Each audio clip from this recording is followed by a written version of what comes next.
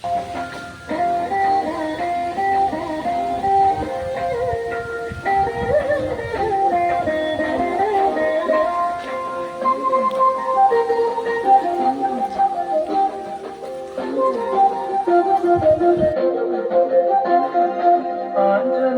സ്വാമി കരികൊള്ളൂരൻ സ്വാമി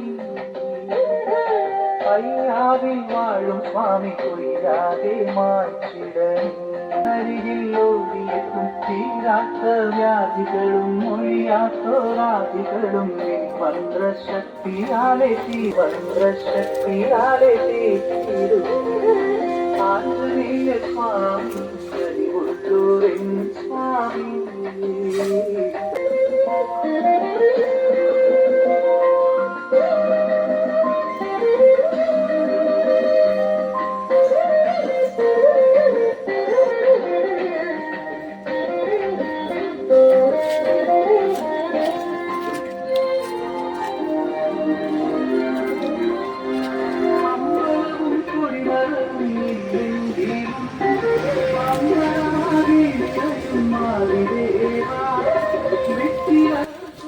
hi, ഞാനുള്ളത് ഇപ്പം പയ്യാവിലാണ്. പയ്യാവ് എന്ന് പറയുന്ന സ്ഥലത്തിൻ്റെ ലൊക്കേഷൻ എന്ന് പറയുന്നത് തൊടുപുഴ കല്ലൂര് പയ്യാവ് എന്ന് പറയുന്ന സ്ഥലം. കല്ലൂർ സ്കൂളിൻ്റെ അതിൽ ഇങ്ങോട്ട് പോന്നു കഴിഞ്ഞാൽ ഈ അമ്പലത്തിൻ്റെ അടുത്തേക്ക് വരും. ഇതൊരു ഹനുമാൻ ക്ഷേത്രമാണ്. വർഷത്തിൽ ഒരു പ്രാവശ്യമാണ് ഇവിടെ പൂജ നടക്കാറ്, ഉത്സവത്തോടനുബന്ധിച്ച്. അപ്പം ഇതിൻ്റെ കുടുംബക്ഷേത്രം പുതിയാപറമ്പിൽ എന്ന് പറയുന്ന ഈ ചേട്ടൻ്റെയാണ്. ചേട്ടൻ്റെ പേരെന്നാ? എൻ്റെ പേര് നാരായണൻ. വർഷത്തിൽ ഒരു പ്രാവശ്യം പൂജകൾ നടക്കുന്നു. അത് പുറത്തുനിന്ന് നമ്മൾ ആളെ വിളിച്ച് കൊണ്ടുവന്ന് ചെയ്യുന്നുണ്ട്.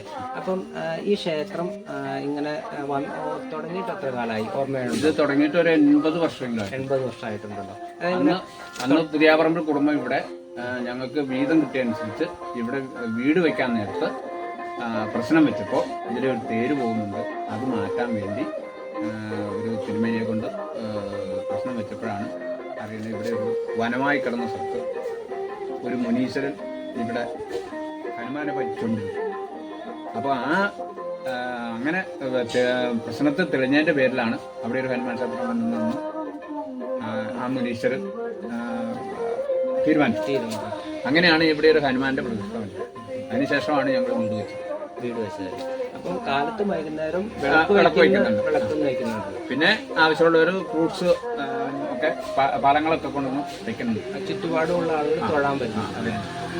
മെയിൻ വഴിപാടല്ല ഇവിടുത്തെ? മെയിൻ വഴിപാട് വടമാല, വെറ്റിലമാല, ഈ പിന്നെ പഴങ്ങൾ സമർപ്പിക്കുക. പിന്നെ എന്നാ മെയിനായിട്ട് ഇങ്ങനെ ആളുകൾ ഈ ചുറ്റുപാടുള്ള ആളുകൾ ഇങ്ങനെ 1-ാം തീയതി അങ്ങനെയൊക്കെ വരാറുണ്ട്. 1-ാം തീയതി അവര് പലപ്പോഴും വരും, വിളക്ക് വെച്ച് പ്രാർത്ഥിച്ചിട്ട് പോകുന്നു മാത്രം.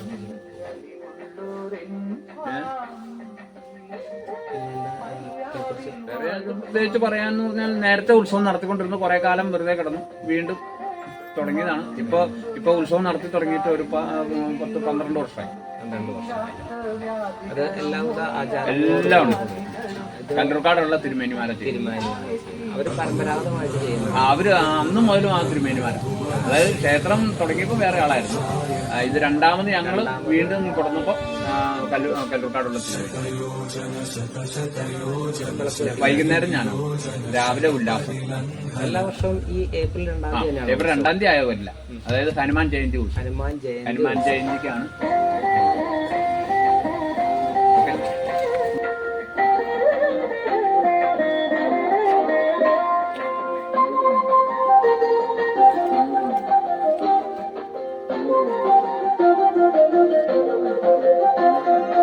ആഞ്ജനേയ സ്വാമി കരികൊള്ളൂരൻ സ്വാമി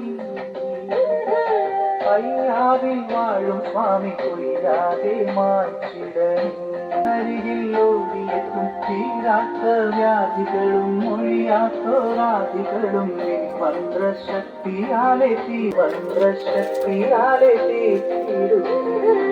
ആഞ്ജനേയ സ്വാമി കരികൊള്ളൂരൻ സ്വാമി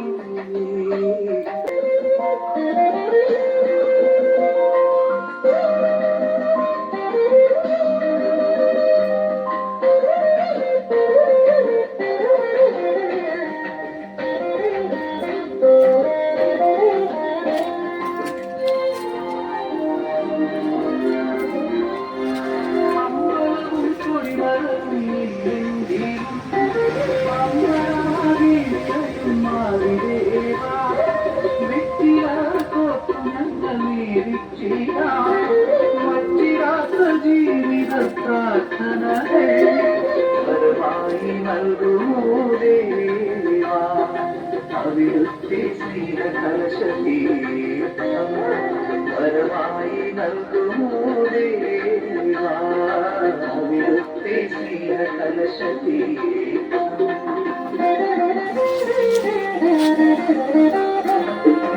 ആഞ്ജനേയ സ്വാമി ഉള്ളോരൻ സ്വാമി പയ്യാവിൽ വാഴും സ്വാമി ഒഴിയാതിരുമായി ശ്രീധരി